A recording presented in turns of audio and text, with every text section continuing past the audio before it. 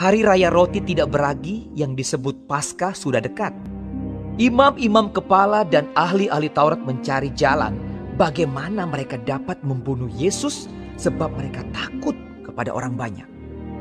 Maka masuklah iblis ke dalam Yudas yang bernama Iskariot, seorang dari ke-12 murid itu.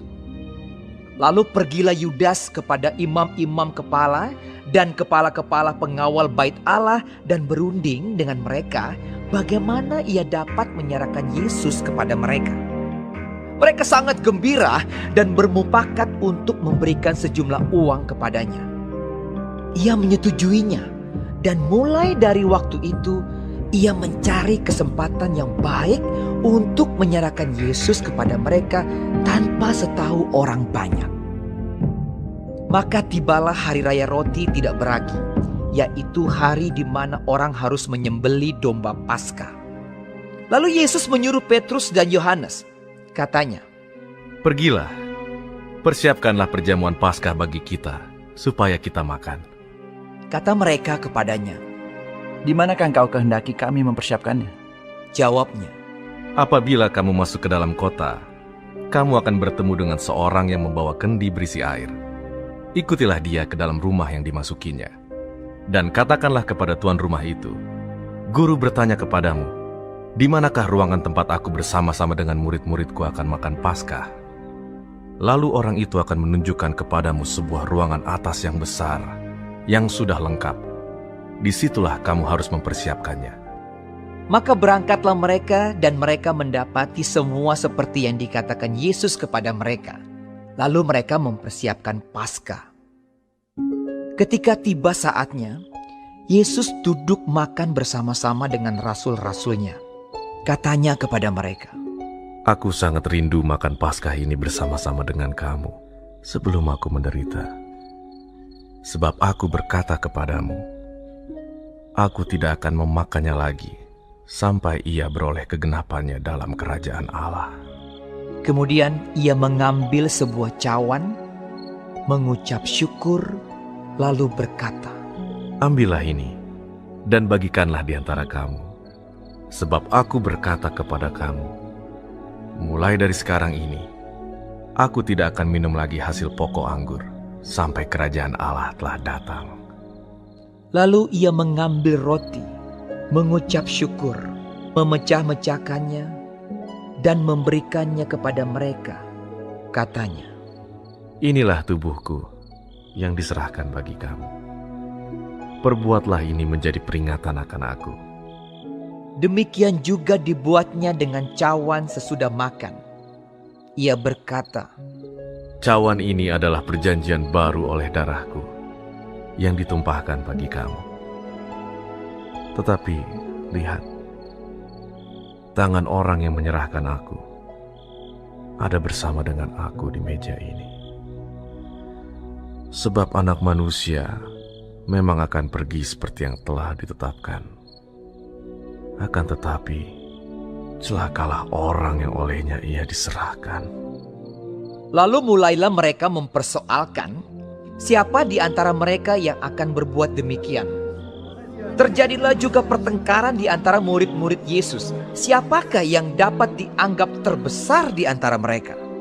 Yesus berkata kepada mereka, "Raja-raja bangsa-bangsa memerintah rakyat mereka, dan orang-orang yang menjalankan kuasa atas mereka disebut pelindung-pelindung. Tetapi kamu tidaklah demikian, melainkan yang terbesar di antara kamu hendaklah menjadi sebagai yang paling muda, dan pemimpin sebagai pelayan. Sebab siapakah yang lebih besar, yang duduk makan atau yang melayani? Bukankah dia yang duduk makan? Tetapi aku ada di tengah-tengah kamu sebagai pelayan. Kamulah yang tetap tinggal bersama-sama dengan aku dalam segala pencobaan yang aku alami. Dan aku menentukan hak-hak kerajaan bagi kamu, sama seperti Bapakku menentukannya bagiku, bahwa kamu akan makan dan minum semeja dengan aku di dalam kerajaanku, dan kamu akan duduk di atas tahta untuk menghakimi ke-12 suku Israel. Simon, Simon, lihat, Iblis telah menuntut untuk menampi kamu seperti gandum. Tetapi aku telah berdoa untuk engkau, supaya imanmu jangan gugur. Dan engkau, jikalau engkau sudah insaf, kuatkanlah saudara-saudaramu. Jawab Petrus, Tuhan, aku bersedia masuk penjara dan mati bersama-sama dengan Engkau. tetapi Yesus berkata, Aku berkata kepadamu, Petrus, hari ini ayam tidak akan berkokok sebelum engkau 3 kali menyangkal bahwa engkau mengenal aku. Lalu ia berkata kepada mereka, Ketika aku mengutus kamu dengan tiada membawa pundi-pundi, bekal dan kasut, adakah kamu kekurangan apa-apa? jawab mereka. Suatu pun tidak. Katanya kepada mereka, Tetapi sekarang ini, siapa yang mempunyai pundi-pundi, hendaklah ia membawanya. Demikian juga yang mempunyai bekal. Dan siapa yang tidak mempunyainya, hendaklah ia menjual jubahnya dan membeli pedang. Sebab aku berkata kepada kamu, bahwa nas kitab suci ini harus digenapi padaku. Ia akan terhitung di antara pemberontak-pemberontak. Sebab apa yang tertulis tentang aku sedang digenapi. kata mereka.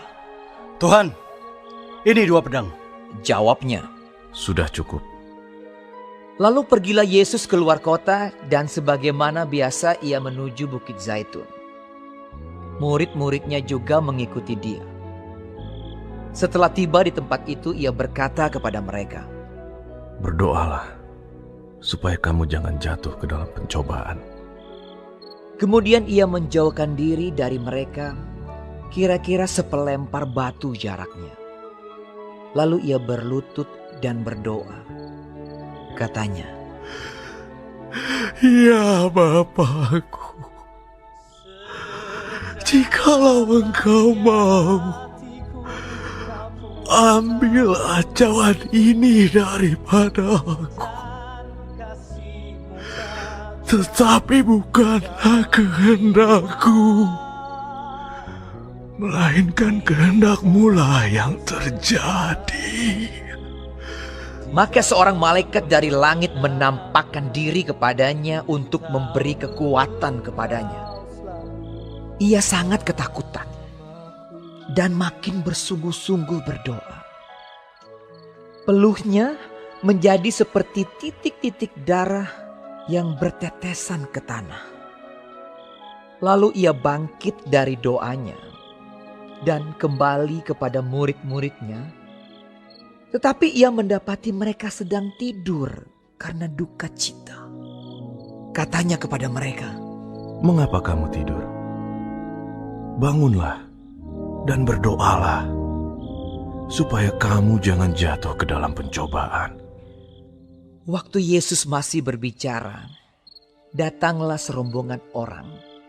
Sedang muridnya yang bernama Yudas, seorang dari ke-12 murid itu, berjalan di depan mereka. Yudas mendekati Yesus untuk menciumnya. Maka kata Yesus kepadanya, Hai Yudas, engkau menyerahkan anak manusia dengan ciuman. ketika mereka yang bersama-sama dengan Yesus melihat apa yang akan terjadi, berkatalah mereka, Tuhan, mestikah kami menyerang mereka dengan pedang? dan seorang dari mereka menyerang hamba imam besar sehingga putus telinga kanannya. Tetapi Yesus berkata, Sudahlah itu. lalu ia menjamah telinga orang itu dan menyembuhkannya. Maka Yesus berkata kepada imam-imam kepala dan kepala-kepala pengawal bait Allah serta tua-tua yang datang untuk menangkap dia. Katanya, Sangkamu aku ini penyamun, maka kamu datang lengkap dengan pedang dan pentung. Padahal tiap-tiap hari aku ada di tengah-tengah kamu di dalam bait Allah, dan kamu tidak menangkap aku. Tetapi inilah saat kamu, dan inilah kuasa kegelapan itu. lalu Yesus ditangkap dan dibawa dari tempat itu. Ia digiring ke rumah imam besar dan Petrus mengikut dari jauh. Di tengah-tengah halaman rumah itu, orang memasang api dan mereka duduk mengelilinginya. Petrus juga duduk di tengah-tengah mereka. Seorang hamba perempuan melihat dia duduk dekat api. Ia mengamat-ngamatinya, lalu berkata, Juga orang ini bersama-sama dengan dia. tetapi Petrus menyangkal. Katanya, Bukan, aku tidak kenal dia. tidak berapa lama kemudian seorang lain melihat dia lalu berkata, Engkau juga seorang dari mereka. tetapi Petrus berkata, Bukan, aku tidak. dan kira-kira sejam kemudian seorang lain berkata dengan tegas, Sungguh, orang ini juga bersama-sama dengan dia, sebab ia juga orang Galilea. tetapi Petrus berkata. Bukan, aku tidak tahu apa yang kau katakan.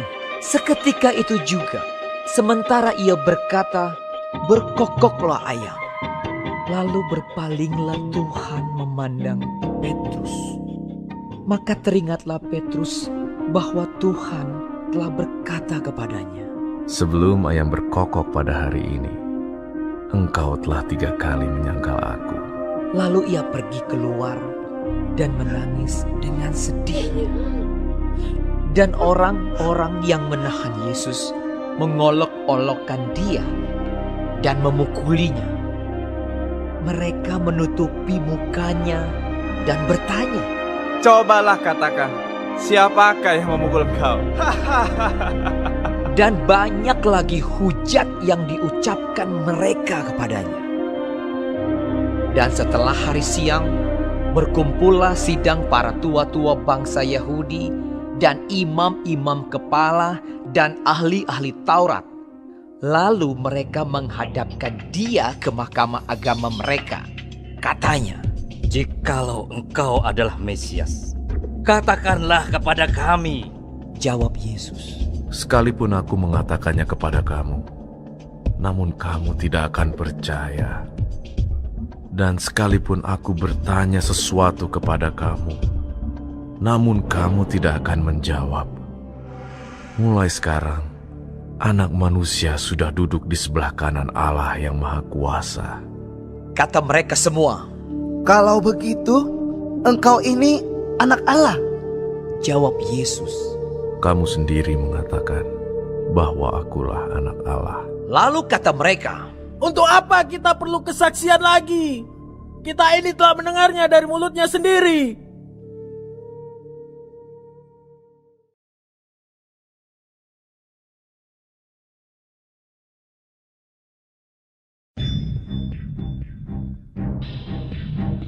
Lalu bangkitlah seluruh sidang itu dan Yesus dibawa menghadap Pilatus. Di situ mereka mulai menuduh dia. Katanya, Telah kedapatan oleh kami bahwa orang ini menyesatkan bangsa kami dan melarang membayar pajak kepada Kaisar. Dan tentang dirinya, ia mengatakan bahwa ia adalah Kristus, yaitu Raja. Pilatus bertanya kepadanya, Engkaukah Raja orang Yahudi? Jawab Yesus. Engkau sendiri mengatakannya.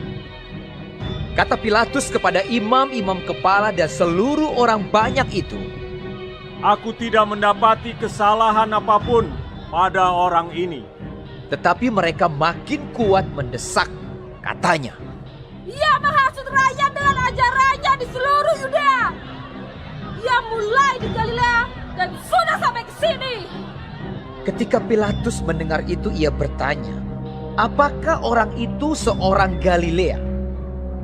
Dan ketika ia tahu bahwa Yesus seorang dari wilayah Herodes, ia mengirim dia menghadap Herodes yang pada waktu itu ada juga di Yerusalem.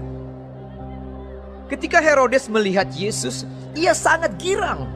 Sebab sudah lama ia ingin melihatnya karena ia sering mendengar tentang dia. Lagi pula, ia mengharapkan melihat bagaimana Yesus mengadakan suatu tanda.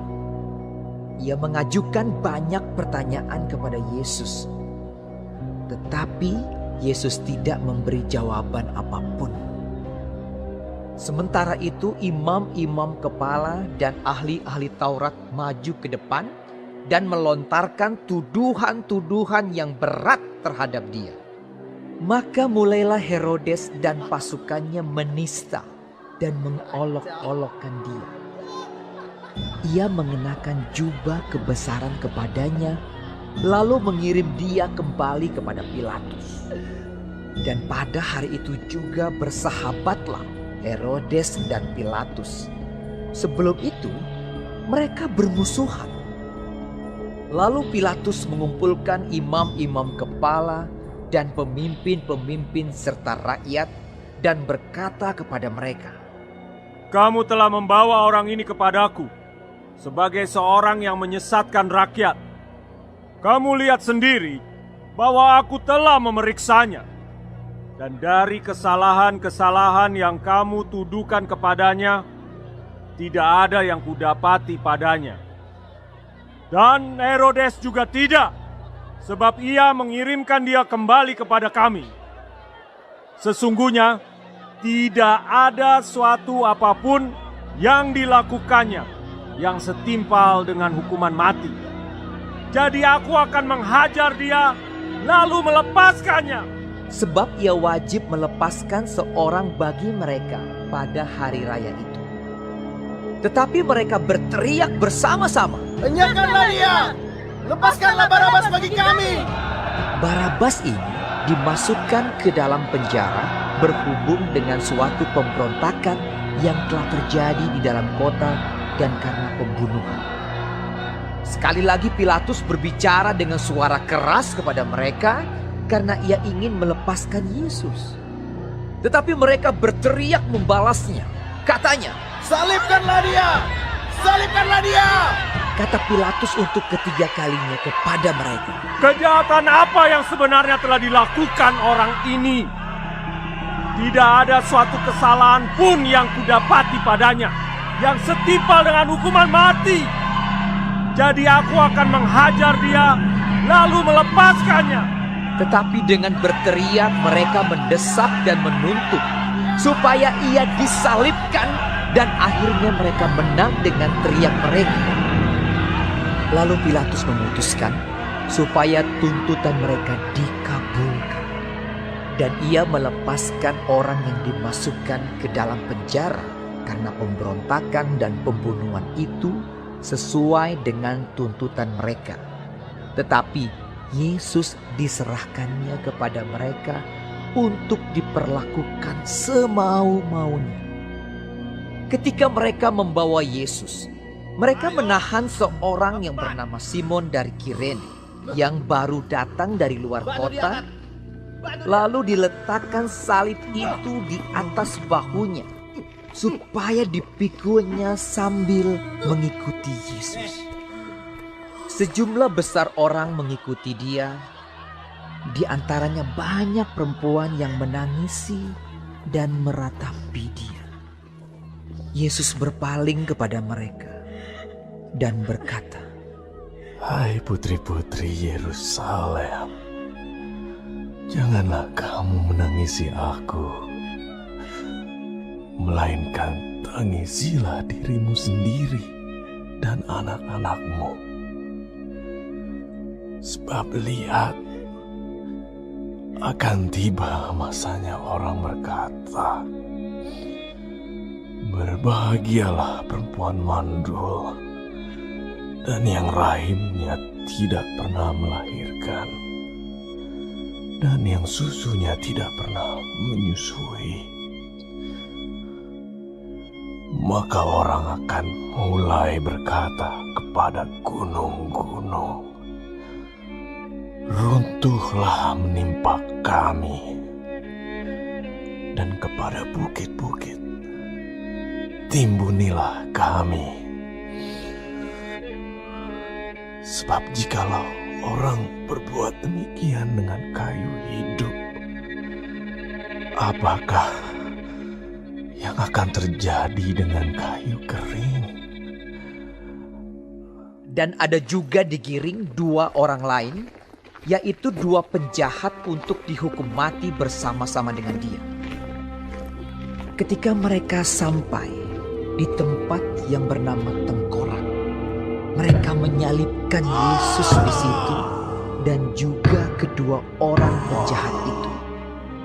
yang seorang di sebelah kanannya dan yang lain di sebelah kirinya.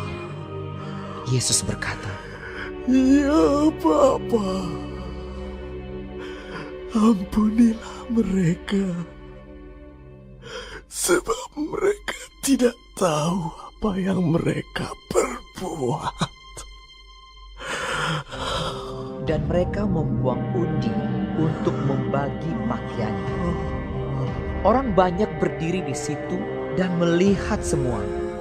Pemimpin-pemimpin mengejek dia, katanya, Orang lain ia selamatkan, biarlah sekarang ia menyelamatkan dirinya sendiri. Jika ia adalah Mesias, orang yang dipilih Allah.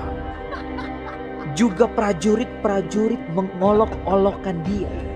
Mereka mengunjukkan anggur asam kepadanya dan berkata, Jika engkau adalah raja orang Yahudi, selamatkanlah dirimu. Ada juga tulisan di atas kepalanya, Inilah Raja orang Yahudi. Seorang dari penjahat yang digantung itu menghujat dia, katanya, Bukankah engkau adalah Kristus? Selamatkanlah dirimu dan kami. Tetapi yang seorang menegur dia, katanya, Tidakkah engkau takut juga tidak kepada Allah, sedang engkau menerima hukuman yang sama?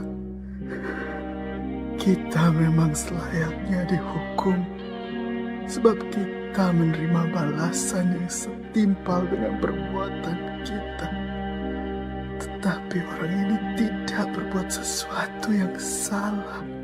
Lalu ia berkata, Yesus, ingatlah akan aku apabila engkau datang sebagai Raja. Kata Yesus kepadanya, Aku berkata kepadamu, sesungguhnya hari ini juga engkau akan ada bersama-sama dengan aku di dalam Firdaus. Ketika itu, hari sudah kira-kira jam 12. Lalu kegelapan meliputi seluruh daerah itu sampai jam 3. Sebab matahari tidak bersinar. Dan tabir bait suci terbelah dua. Lalu Yesus berseru dengan suara nyaring, Ya Bapa, ke dalam tanganmu ku serahkan nyawaku. Dan sesudah berkata demikian, ia menyerahkan nyawanya. Ketika kepala pasukan melihat apa yang terjadi, ia memuliakan Allah. Katanya, Sungguh, orang ini adalah orang benar. dan sesudah seluruh orang banyak yang datang berkerumun di situ untuk tontonan itu, melihat apa yang terjadi itu, pulanglah mereka sambil memukul-mukul diri. Semua orang yang mengenal Yesus dari dekat, termasuk perempuan-perempuan yang mengikuti dia dari Galilea, berdiri jauh-jauh dan melihat semuanya itu. Adalah seorang yang bernama Yusuf. Ia anggota majelis besar dan seorang yang baik lagi benar.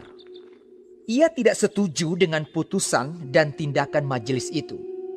Ia berasal dari Arimatea, sebuah kota Yahudi, dan ia menanti-nantikan kerajaan Allah.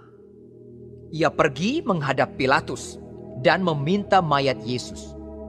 Dan sesudah ia menurunkan mayat itu, ia mengapaninya dengan kain lenan, lalu membaringkannya di dalam kubur yang digali di dalam bukit batu, di mana belum pernah dibaringkan mayat. Hari itu adalah hari persiapan dan Sabat hampir mulai. Dan perempuan-perempuan yang datang bersama-sama dengan Yesus dari Galilea ikut serta dan mereka melihat kubur itu dan bagaimana mayatnya dibaringkan. Dan setelah pulang, mereka menyediakan rempah-rempah dan minyak mur. Dan pada hari Sabat mereka beristirahat menurut hukum Taurat.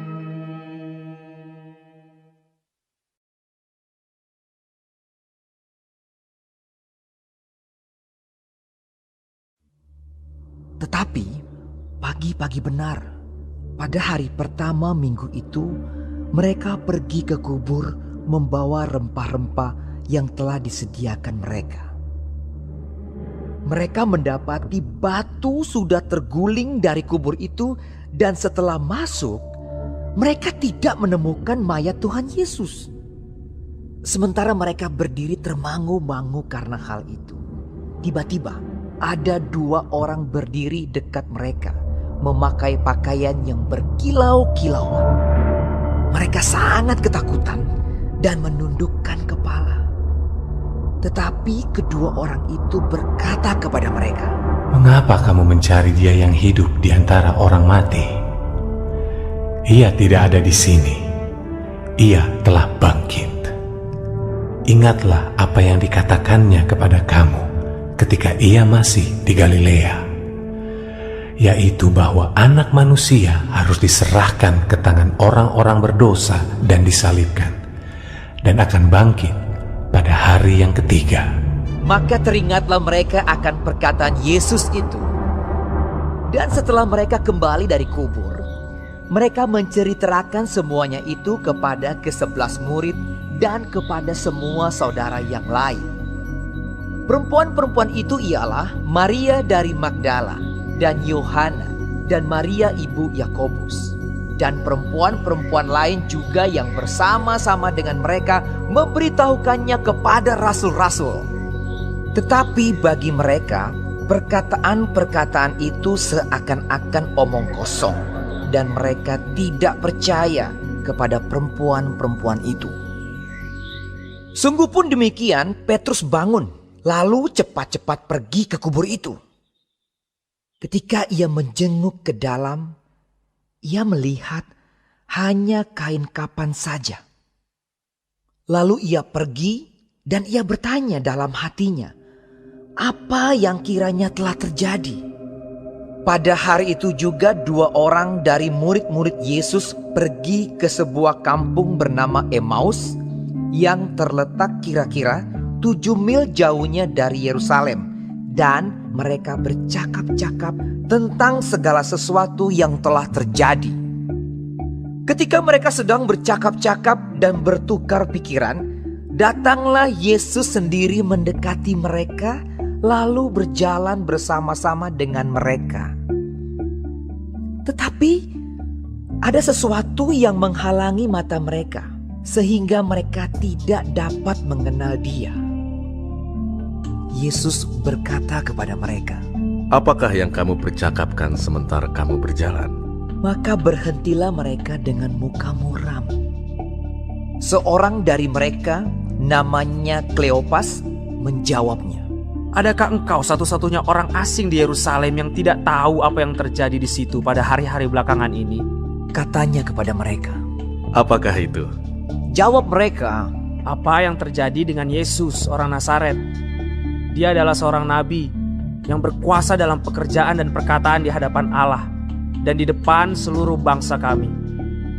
Tetapi imam-imam kepala dan pemimpin-pemimpin kami telah menyerahkan Dia untuk dihukum mati, dan mereka telah menyalibkannya. Padahal kami dahulu mengharapkan bahwa Dialah yang datang untuk membebaskan bangsa Israel. Tetapi sementara itu telah lewat 3 hari sejak semuanya itu terjadi. Tetapi beberapa perempuan dari kalangan kami telah mengejutkan kami. Pagi-pagi buta mereka telah pergi ke kubur dan tidak menemukan mayatnya. Lalu mereka datang dengan berita bahwa telah kelihatan kepada mereka malaikat-malaikat yang mengatakan bahwa Ia hidup. Dan beberapa teman kami telah pergi ke kubur itu dan mendapati bahwa memang benar yang dikatakan perempuan-perempuan itu. Tetapi Dia tidak mereka lihat. Lalu Ia berkata kepada mereka, "Hai kamu orang bodoh, betapa lambannya hatimu. sehingga kamu tidak percaya segala sesuatu yang telah dikatakan para nabi. Bukankah Mesias harus menderita semuanya itu untuk masuk ke dalam kemuliaannya?" Lalu ia menjelaskan kepada mereka apa yang tertulis tentang dia dalam seluruh kitab suci, mulai dari kitab-kitab Musa dan segala kitab nabi-nabi. Mereka mendekati kampung yang mereka tuju, lalu ia berbuat seolah-olah hendak meneruskan perjalanannya. Tetapi mereka sangat mendesaknya. Katanya, "Tinggallah bersama-sama dengan kami, sebab hari telah menjelang malam dan matahari hampir terbenam." Lalu masuklah ia untuk tinggal bersama-sama dengan mereka. Waktu ia duduk makan dengan mereka, ia mengambil roti, mengucap berkat, lalu memecah-mecahkannya dan memberikannya kepada mereka. Ketika itu terbukalah mata mereka dan mereka pun mengenal dia, tetapi ia lenyap dari tengah-tengah mereka. Kata mereka seorang kepada yang lain, Bukankah hati kita berkobar-kobar ketika ia berbicara dengan kita di tengah jalan dan ketika ia menerangkan kitab suci kepada kita? Lalu bangunlah mereka dan terus kembali ke Yerusalem. Di situ mereka mendapati ke-11 murid itu. Mereka sedang berkumpul bersama-sama dengan teman-teman mereka. Kata mereka itu, Sesungguhnya Tuhan telah bangkit dan telah menampakkan diri kepada Simon.